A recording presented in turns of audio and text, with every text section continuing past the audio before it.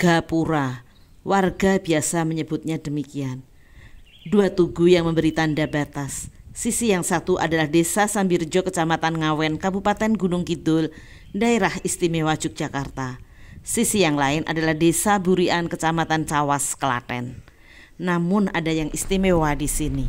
Sebelum dilanjutkan, subscribe kanal ini lebih dulu, like, komen, dan share agar kanal ini bisa terus mengunjungi dengan informasi menarik lainnya.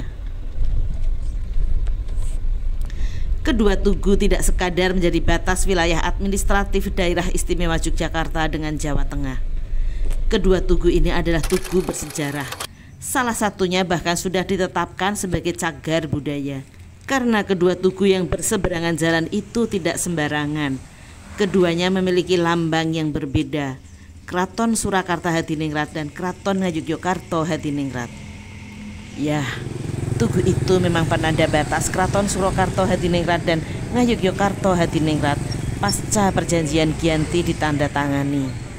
Tugu tapal batas wilayah ini adalah bukti kegagalan Kerajaan Mataram melanjutkan kejayaan Sultan Agung akibat konflik internal perebutan kekuasaan, ditambah kelicikan VOC Belanda melakukan politik adu domba di kerajaan-kerajaan Nusantara pada waktu itu yang kian memperburuk keadaan.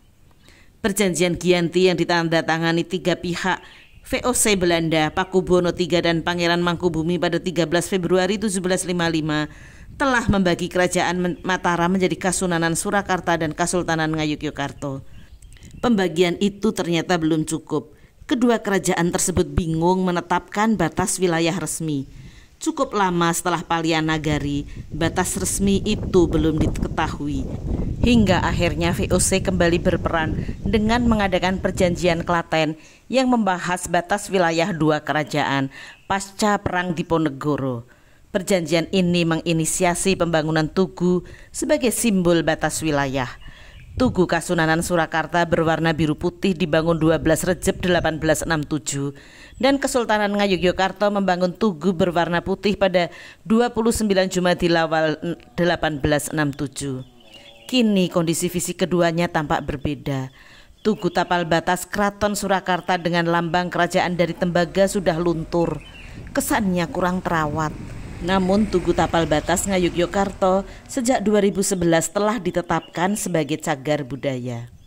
Laman tirto.go.id yang mengutip skripsi LG Jabar dari Universitas Negeri Yogyakarta menyebutkan pasal pertama perjanjian Klaten yaitu untuk menetapkan batas pemisah yang dibuat umum dan permanen pada hari dan seterusnya daerah Pajang dan Sukawati menjadi milik Paduka Susuhunan dan daerah Mataram serta Gunung Kidul menjadi milik Paduka Sultan Yogyakarta.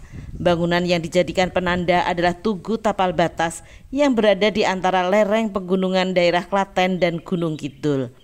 Pendirian tugu didasari pasal ketiga yang berbunyi, garis batas antara daerah Pajang dan Gunung Kidul adalah lereng pegunungan selatan di sisi utaranya.